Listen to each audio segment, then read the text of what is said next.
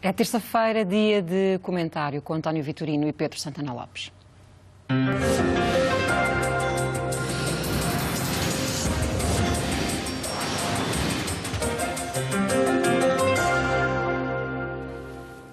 Muito boa noite aos dois. Boa noite. Dr. António Vitorino, começo por si. Ontem o Presidente do Partido Socialista criticava o Governo pela demora em construir esta equipa e Paulo Portas respondia que só tinham passado 2 dias úteis. Ao terceiro dia temos Governo. E que opinião tem desta equipa? Não perdeu, portanto, pela demora. Bom, eu acho que que já foi dito, redito, não tenho nenhuma originalidade.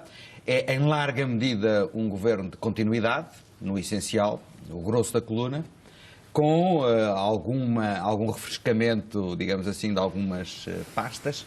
Não creio que os problemas com o PS vão lá por pescar de olhos para uma pasta da cidadania. E é, sobretudo, um governo constituído pelo núcleo próximo do Primeiro-Ministro. Portanto, deve ter sido difícil formar este governo. Sabe que quando um partido ganha eleições, os ministeriáveis têm uma obsessão, é deixar o telemóvel ligado que à espera da chamada. Eu acho que desta vez deve-se ter verificado um fenómeno inverso. Houve uma série de gente que desligou o telemóvel para ver se não lhes telefonavam. Enfim, estou a brincar. Mas, obviamente, a melhor partida seria... Olha, e se o governo passasse? Aqueles que gostavam de lá estar, não estão. E alguns que lá aceitaram só para aguentar estes tempos vão ficar amarrados ao lugar. Não creio que vá ser o caso. Essa sua hipótese é interessante. Voltaremos a ela depois, okay. De se o governo continuar. E se passar.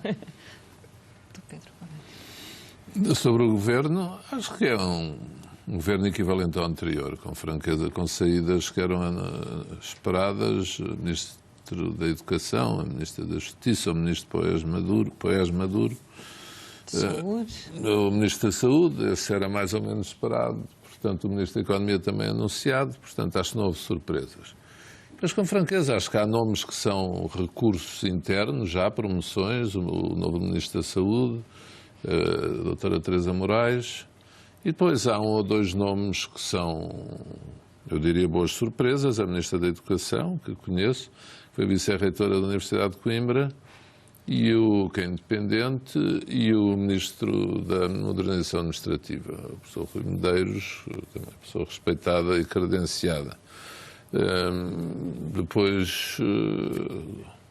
O Dr. Marcos Guedes reforça os seus poderes. Aí entrou o Dr. Miguel Moraes Leitão, que é um jovem muito inteligente, filho do Dr. João Moraes Leitão, de boa memória. E é pena se o governo for curto, porque tenho a certeza que seria um valor, ou será, a confirmar. Portanto, eu diria que é um governo tão capaz de fazer uma legislatura como foi o outro.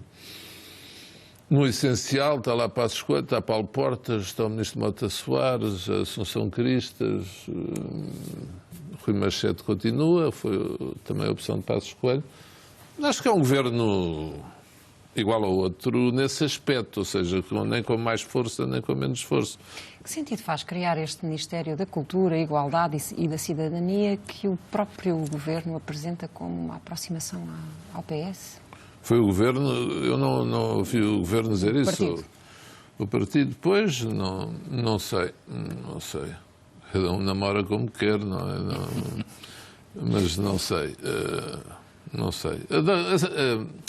A igualdade deve ter sido a doutora Teresa Moraes que ou sugeriu ou exigiu, porque é uma pasta que ela tinha quando secretária de Estado no governo anterior e seguiu o seu trabalho de perto também em relação... enfim, a várias áreas, mas alguma colaboração com a Santa Casa da Misericórdia de Lisboa, tive a oportunidade de seguir. Portanto, a cultura é a questão, saber se há de ser Secretaria de Estado ou Ministério. Passos Coelho, de facto, no governo anterior não levou a Secretaria de Estado a Ministério. Portanto, para a cultura ser Ministério, se calhar pensa que deve ter algo mais, e sendo a titular do cargo quem é, eu julgo que foi por isso, com toda a franqueza. Cidadania. Pronto, não sei. Se a questão dos refugiados fica lá, eu julgo que deve continuar no Ministério da Solidariedade. Portanto, eu julgo que não deve ser por aí. Mas, enfim, é um nome extenso, mas cabe no Palácio da Ajuda. Está extenso demais para a duração que vai ter. Bom, vamos ver. Porque o Dr. António Vitorino punha a hipótese deste governo passar. Bom, vamos lá ver. Este é um tempo de grandes paixões, não é? Os debates são todos muito crispados. Sim, Santa Maria. Isto, de facto, é muito difícil ter uma visão pragmática e objetiva do que se está a passar. Porque senão somos acusados de medricas e isso também não. Mas, apesar de tudo, eu acho que há aqui alguns pressupostos. O Dr. António Costa disse, eu bem me recordo, que só contribuiria para o derrube de um governo na Assembleia da República se tivesse uma maioria alternativa consolidada em torno de um acordo com o Partido Comunista e o Bloco de Esquerda. Esse acordo ainda não está em cima da mesa. E, portanto, a questão que se coloca hoje é saber se ele estará concluído e se haverá acordo antes do Parlamento ter que votar o destino deste governo. Portanto, eu estou apenas a funcionar segundo uma lógica objetiva e racional em função daquilo que os próprios protagonistas disseram. É evidente que as negociações continuam, mas como eu já disse aqui na semana passada, nada está acordado até tudo estar acordado. E, portanto, manda a racionalidade que se admita a possibilidade de, se não houver acordo à esquerda, este governo poder mesmo entrar em funções. Se me perguntar qual é o cálculo de probabilidades, eu digo que o ambiente político que está criado aponta mais para o sentido deste governo ter curta duração do que ter uma vida muito longa. Mas, como sabe, também se levantou a dúvida sobre se não poderia ficar ali em gestão, arrastando-se por bastantes meses. Isso é que eu acho que não sucederá, sinceramente. Acho que isso não faz sentido. E, aliás, não é esse o sentido da norma constitucional, porque é uma coisa que tem-se dito pouco. As pessoas não se interrogam porque é que a Constituição... E em 1982, quando se fez a reforma do sistema político, introduziu esta regra de que o Parlamento, uma vez eleito, não pode ser dissolvido durante 6 meses. É uma regra que tem que ter uma razão de ser qualquer. E a lógica dessa razão de ser é dar a um Parlamento recém-eleito um período de tempo suficiente para testar a sua capacidade de gerar um governo. E, portanto, há uma contradição entre a norma constitucional que estabelece esta proibição de dissolução e arrastar durante 6 meses um governo de gestão. A bota não bate com a perdigota. Eu preciso lhe perguntar outra coisa. Há pouco João Galamba, aqui no Frente a Frente, punha a questão desta forma, relativamente ao acordo e à perspectiva do país poder olhar para esse acordo. E o que dizia João Galamba, representando o PS, aqui no Frente a Frente, era que o Partido Socialista, o Bloco de Esquerda e o PCP só têm a obrigação de mostrar o acordo ao Parlamento. E por aquilo que eu consegui perceber daquelas palavras, pelos cálculos dele, podemos ter de passar pela rejeição deste governo, da coligação, nomeação de António Costa e só depois dessa indigitação é que António Costa seria obrigado ao Parlamento a mostrar o programa de governo. Tem António Costa esta credibilidade política, este peso político para conseguir um voto em branco da sua própria bancada neste sentido? Olha, os meandros das negociações, eu não os conheço no detalhe, mas há aí um jogo de palavras. Uma coisa é o acordo, outra coisa é o programa de governo. São duas coisas distintas. Espera-se que o acordo esteja no programa de governo, não é? O programa de governo, de certeza absoluta, vai para além do que é o acordo. Eu admito que o acordo, quando existir, se chegar a existir, terá que ser público. Aliás, disse-o isso aqui na semana passada, porque é importante escrutinar o conteúdo do acordo e a sua consistência. Inclusivamente o Presidente da República. Eu acho que o Presidente da República, não quero monopolizar esta parte do debate, mas o Presidente da República não aprecia o programa de governo. Esse é um equívoco.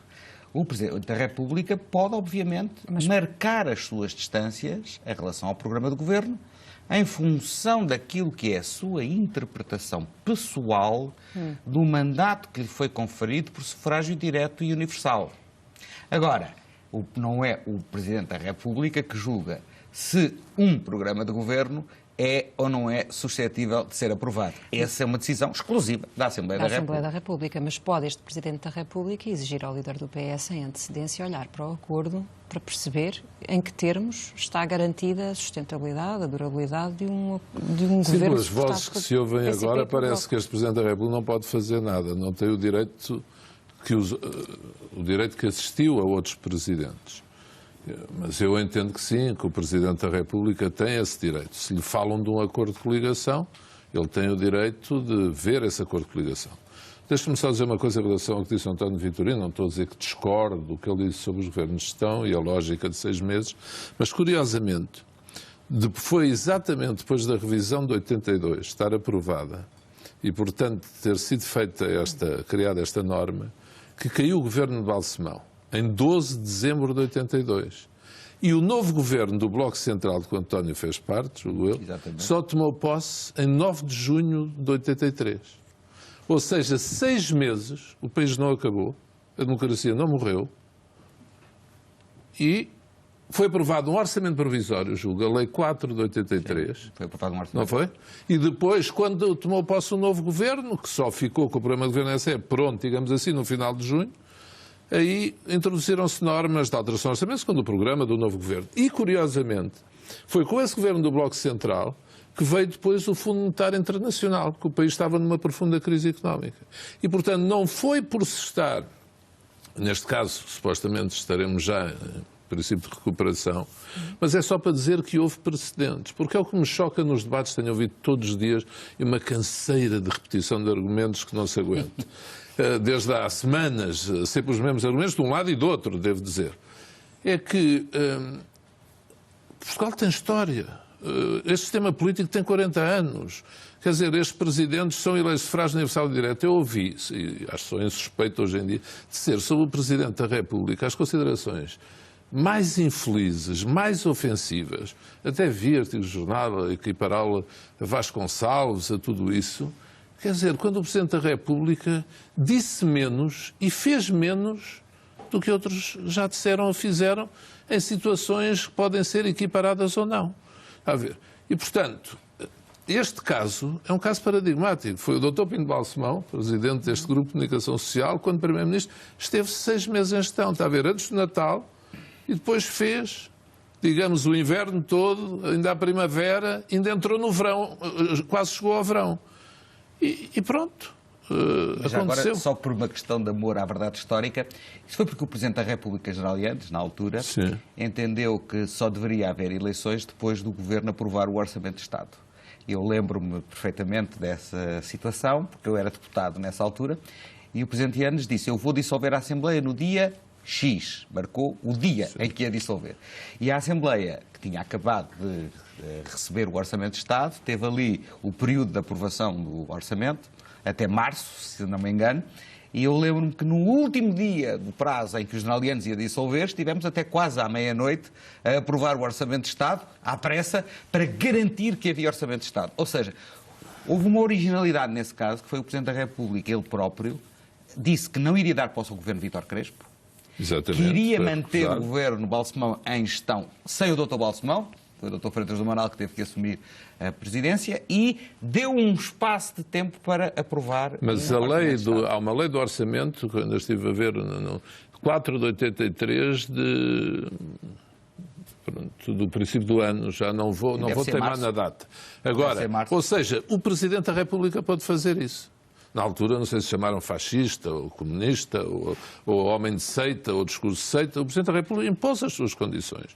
Porque, de facto, mesmo o Presidente italiano, por exemplo, que é um sistema parlamentar, não é eleito de sufrágio universal e direto, quando há crises políticas, impõe, diz o seu pensamento, diz o que quer e o que não quer.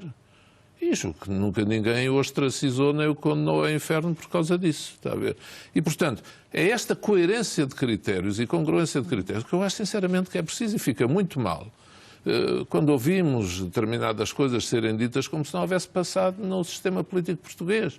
E as pessoas deviam dizer a mesma coisa para uns e a mesma coisa para outros. Sinceramente, eu procuro fazer isso. Se estiver aqui a fazer o contrário, agradeço que me digam. Fizemos um exercício, por sugestão sua minha, também, por sugestão minha, a esse propósito. Que fôssemos recuperar algumas declarações e situações que podemos a olhar em paralelo coerência. com esta. Começamos então por ver uma declaração de Jorge Sampaio durante a tomada de posse de um governo em 2004, do seu governo. Sim, foi. Vamos ver então.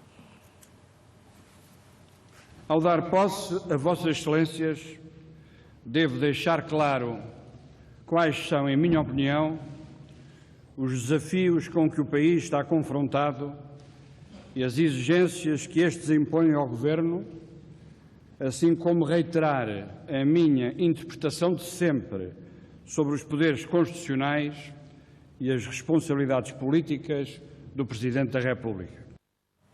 Pedro Santana Lopes. Sim, não se conseguiu apanhar, mas logo a seguir o Presidente da República diz: nos limites constitucionais pode contar com toda a colaboração do Presidente. Esta cooperação não pode, todavia, assentar numa distorção ou no apagamento das concepções e visões estratégicas próprias do Presidente da República e do Governo. Nem fala na Assembleia. Só por esta via se respeitará a vontade do eleitorado, que sufragou livremente em momentos distintos o entendimento que cada um destes órgãos, Presidente e Governo, tem sobre a melhor forma de servir o interesse nacional. Alguém contestou na altura que o Presidente Jorge Sampaio dissesse, como outros Presidentes eram nas alturas, que o Presidente, por força até ser eleito sufrágio universal e direto, tem o direito de ter o seu entendimento qual a melhor forma de servir o interesse nacional? E foi este mesmo Presidente que disse: Durão Barroso sai, entrou de Primeiro-Ministro, eu quero continuidade em 4 áreas: defesa, negócios estrangeiros, política externa e justiça. Só se me assegurar esta continuidade é que eu dou posse. E eu até levei lá antes o nome dos 4 ministros dessas pastas para, digamos, tranquilizar o Presidente da República. E estava a liderar na altura uma maioria absoluta que tinha ganho as eleições no Parlamento. Alguém na altura falou em golpe de Estado, em exigências de seita. Eu acho que o Dr. Jorge Sampaio não o fez. Procurei compreender as exigências do Presidente da República, como a coligação toda ela. Porque é que hoje em dia Cavaco Silva, cada coisa que diz, quer dizer, eu não estou a dizer que subscrevo o seu discurso nem íntegra. Há uma frase, posso ter gostado mais ou menos, por exemplo, dizer que a solução alternativa é pouco consistente. Pronto, penso que talvez o Presidente da República pudesse... Agora, quer dizer, vamos por aí. Acho que esta é uma prova. A propósito do que se tem dito agora, não, programa de governo é só com a Assembleia. Então aqui. As exigências eram de conteúdo, eram de política. Com certeza. Então aqui. Então o sistema político muda consoante as pessoas? É esta incongruência que eu sinceramente acho lamentável. E veja, eu não estou a criticar o Dr. Jorge Sampaio. Reconheci-lhe esse direito. Houve até quem censurasse. Mas eu entendi que ele podia fazê-lo porque, de facto, houve uma mudança de Primeiro-Ministro. Eu não tinha ganho as eleições, mas também não as tinha perdido. Mas porquê é que acha que Cavaco Silva não tem esse espaço, essa margem de manobra? Olha, com certeza por culpa própria, com certeza, isto é sempre culpa nossa e dos outros, por culpa própria, mas também por incongruência dos outros, por, eu acho, alguma falta de memória. E façam tal uma coisa, os ex-presidentes da República eu ainda não os ouvi falar. Ainda não os ouvi falar sobre isto. E não será por acaso. Aliás, sobre vários componentes da atual situação. Pode ser, tenho a posição A, B, C ou D. Mas não os ouvi falar. E, portanto, eu julgo é que deve ser usado o mesmo peso e a mesma medida para Jorge Sampaio, para Mário Soares e para Cavaco Silva. Já não falando a Ramalhianos. Eu percebo o argumento do Pedro. Agora, é preciso ter cuidado com os paralelos históricos. Porque o caso que acabou de passar foi uma declaração do Presidente Sampaio na tomada de posse de um governo, tomando as suas distâncias em relação àquele governo que estava a tomar posse. Eu há pouco disse que achava que isso era natural. Não foi isso que fez o professor Cavaco Silva na semana passada. Mas e as exigências do conteúdo em 4 pastas, António? O problema aqui... Do Dr. Sampaio? Não, tudo bem. Mas eu não vou dizer que o Presidente da República não tenha direito de pôr exigências, como é evidente, mas depois a palavra final sobre o conteúdo do programa cabe à Assembleia da República. Sem dúvida nenhuma. Eu não estou a criticar esse aspecto. O que eu critico na intervenção do Presidente da República, e isso é preocupante, é que ele não estava a dar posse a ninguém, estava a comunicar ao país que tinha indigitado um Primeiro-Ministro. E fez aquilo a que o George W. Bush chamaria um preemptive strike, que é um ataque preventivo. Começou a falar da alternativa, que não existe, de um acordo que ele não conhece. Num momento em que as paixões estão ao rubro, é óbvio que essa não era a intervenção que eu esperava de um Presidente da República. Eu espero que o Presidente da República tenha a cabeça fria suficiente para compreender que estamos todos a viver momentos novos, momentos de grande tensão e de grande crispação. E eu espero que o Presidente da República não deite óleo para a fogueira, não acresça à crispação. E o que ele fez foi visar numa intervenção algo que não existe, que é um acordo que ele não conhece, atacar uma possível maioria alternativa, que ainda não está consolidada, é que a creche que o fez de uma maneira tão crispada, bom, que provavelmente irá receber um cartão de agradecimento do Dr. Ferro Rodrigues por ter sido eleito à primeira volta. Porque aquela referência... Atribuiu a crispação logo. Não, sim, aí estão bem um para o outro. Mas aquele apelo implícito à separação do voto do PS é, meu entender, exatamente tudo o que não era necessário. Sim. Neste momento. António, eu disse-lhe que não estava com isto a subscrever o conteúdo do discurso do Presidente. Mas quer dizer, sim senhor, o Presidente não pode apelar à rebelião no PS, eu admito que não, e até foi contraproducente, com toda a franqueza. Não pode atacar logo uma alternativa que não existe, porque não tem esse direito, pronto, porque a maioria ainda não existe. E eu acho que é preciso cuidar com os paralelos históricos. Mas e quando se... Pronto, eu não quero falar mais dessa situação, está a ver? Não, eu imagino o que é que ele vai dizer se tiver que dar posse ao Dr. António Costa. Pronto, já viu? Essa é outra questão. O que é vamos falar ainda um bocadinho disso. Sim, vamos falar ainda vamos falar um bocadinho vamos disso. Vamos recuperar agora, então, ainda para fazer os paralelos históricos. Vamos comparar, vamos agora Este é mais paralelo, tenho a impressão. Não sei qual é. Vamos ouvir a de Cavaco Silva no dia da tomada de posse de José Sócrates, no dia 26 de outubro de 2009, então um governo minoritário. O governo que agora toma posse inicia a sua ação num quadro político complexo, mas não inédito. Ao longo de mais de 30 anos de democracia, já tivemos, por diversas vezes, governos minoritários. Sei por experiência própria o que significa liderar um governo minoritário. É claro para todos que neste quadro político, o diálogo e a concertação na procura dos consensos possíveis ganham uma relevância acrescida. É necessário encontrar compromissos com as outras forças políticas, ouvir os agentes sociais e as organizações da sociedade civil, estar particularmente atento aos problemas reais que as famílias enfrentam no seu dia-a-dia. Santana Lopes também. Ou seja, é um governo que também perde a maioria absoluta. José Sócrates tinha a maioria absoluta de 2005 a 2009. Nestas eleições perde a maioria absoluta e a posição do Partido Socialista foi, depois de audiências de José Sócrates com os partidos da oposição, em São Bento, para ver se eles, perguntou-lhes se queriam ir para o governo, eles disseram que não. Toda a gente considerou que não era essa também a vontade de José Sócrates, julgo que foi leitura unânime. E foi viabilizado um governo minoritário do Partido Socialista. E ouvi o próprio então Primeiro-Ministro dizer este fim de semana, numa intervenção transmitida em todos os canais, de meia hora ou 40 minutos, ouvi-o dizer não pode ser dado posse a um governo que tenha a maioria da Assembleia contra si. Pois a questão é mesmo essa, o argumento não pode ser posto ao contrário. É que os partidos na altura, os outros, nomeadamente os que estão agora na coligação PSD-CDS, são os mesmos partidos de coligação PAV, não tiveram a posição de dizer não a um governo de minoria. Pode ser assim, não conseguiam fazer acordo com o PC. Pronto, está bem. Mas se tivessem a mesma atitude, o que se passa agora é que é a primeira vez, segundo as intenções proclamadas, que isso não vai acontecer no sistema político em Portugal. Agora, é bom que se lembre que o Presidente da República teve esta posição em 2009. E, portanto, ele indigitar o Primeiro-Ministro um governo minoritário e tentar que ele passe na Assembleia não é nada de novo, mas a generalidade dos observadores também tem reconhecido que isso é congruente e coerente e que não merece censura. A generalidade, que houve quem dissesse, queime-se esta etapa, isto é pura perda de tempo, vamos passar adiante. Vamos lá ver, aqui o paralelo histórico parece-me ser totalmente justificado e eu, já na semana passada, tinha dito que achava que o desfecho normal era dar posse, indigitar e dar posse ao governo da coligação, até pela razão há pouco invocada, de que não há um acordo alternativo e, portanto, entre o que é um propósito de um governo de coligação firmado e o que é uma hipótese de um acordo, o Presidente da República não pode apostar no escuro e é o que é normal em democracia, até porque eu acho que os governos minoritários não devem ser deslegitimados, é dar posse a um governo minoritário.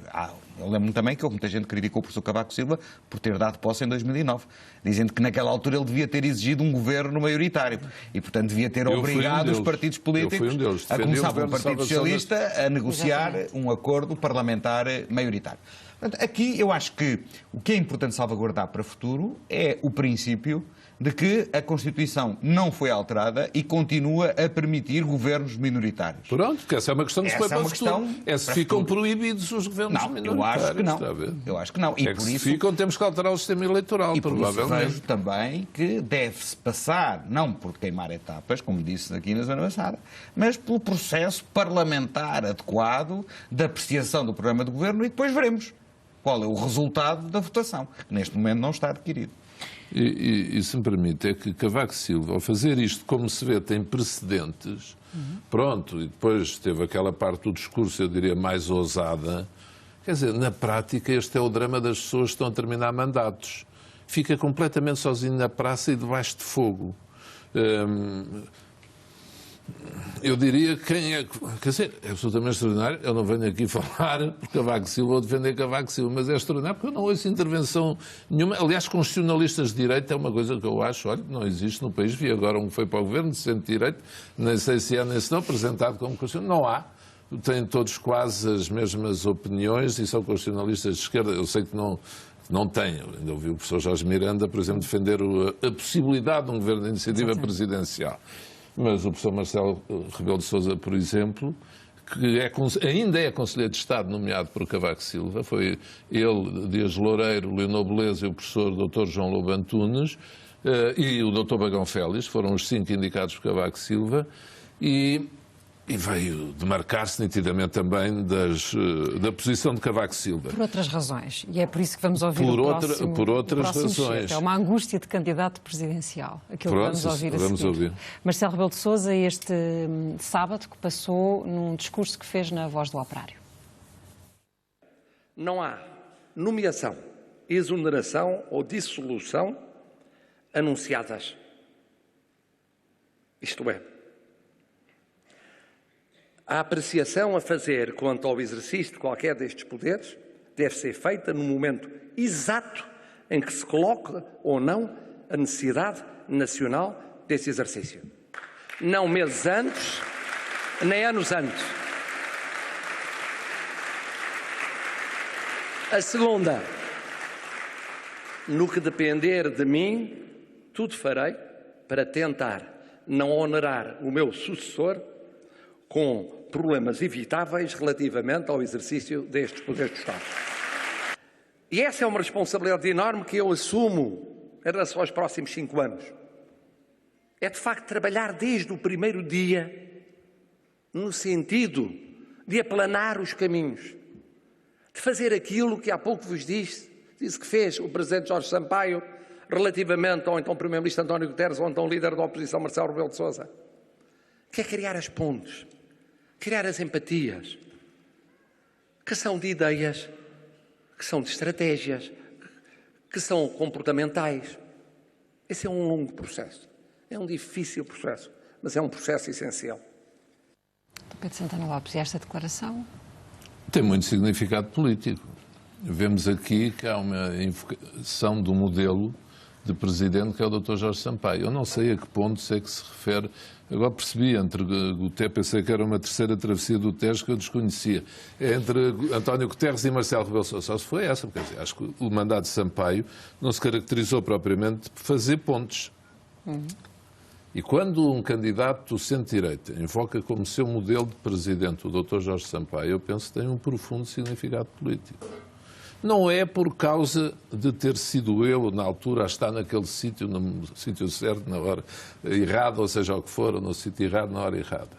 Julgo que se há algo que une quase todo o centro-direita em Portugal, e não só, é que aquela atitude do Dr. Jorge Sampaio, nomeadamente aquela, foi algo controversa. Pois outras opções. E, portanto, entre Cavaco Silva, Yanes, Mário Soares e Jorge Sampaio, escolher aquele presidente tem um significado. E esta distância em relação a um presidente de quem se é Conselheiro de Estado nomeado, eu penso que também não fica bem, Marcelo disse que fica até ao fim, porque Mário Soares e Manuel Leque, por exemplo, foram candidatos, também ficaram até ao fim. Mas eles não tiveram que, digamos que, morder a mão que lhes deu de comer, entre aspas. Não tiveram que bater no criador, que discordar de quem os nomeou. Eu acho que o próprio Marcelo fica muito mais à vontade, e é essa a linha política, pode não concordar com as opções de Cavaco Silva, se de facto não estiver nessa posição. Mas, pronto, vamos ver o que seguirá. Vamos ver o que seguirá. Marcelo apresentou a candidatura no Norte, na terra da sua avó, dos seus avós, dos seus familiares. Depois, em Lisboa, escolheu apresentar na Voz do Operário. Pronto. Tem o simbolismo que tem. A questão não é os sítios dos comícios, é o que se diz. E aqui houve a discordância de Cavaco e a inspiração no modelo de Jorge Sampaio. Os sítios dos comícios não são irrelevantes. Não são, mas pronto, já não ser um mergulho no Tejo já não é mau. Está a ver? Pronto, foi um comício na Voz do Operário. Portanto, ou na barragem do Alqueva, ou seja, foi para ser mais nacional. Portanto, isso aí eu acho engraçado, interessante. Agora, outra coisa é a questão política. E eu pergunto-lhe, o eleitorado de centro-direita onde é que se revê? Em que candidato se revê? E se continuar esta linha, em que candidato se vai rever?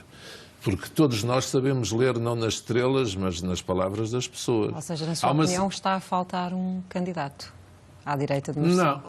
Não sei, Ribeiro e Castro disse isso, mas há uma certeza que eu tenho.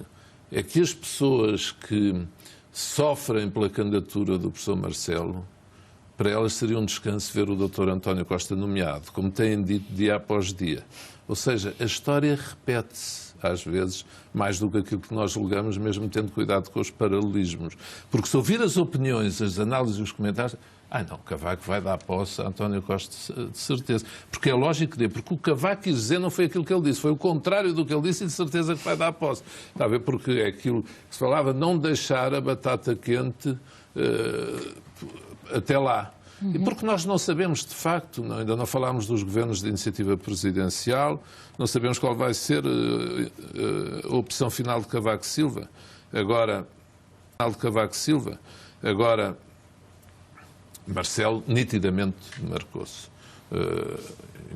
E não penso que vá mudar de posição, a não ser que aplauda a nomeação de António Costa. Fora isso, aplauda uma decisão de Cavaco Silva no sentido de nomear António Costa. É uma posição difícil, quer dizer, Marcelo está a tentar conquistar já o eleitorado da esquerda. Mas eu acho que ele já foi à festa do Avante.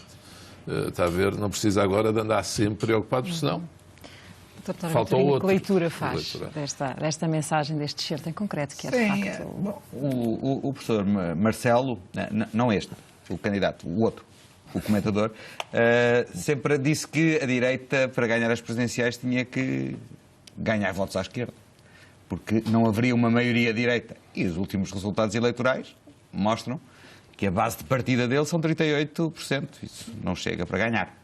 Agora, está numa posição relativamente confortável. É que não há outro candidato à direita.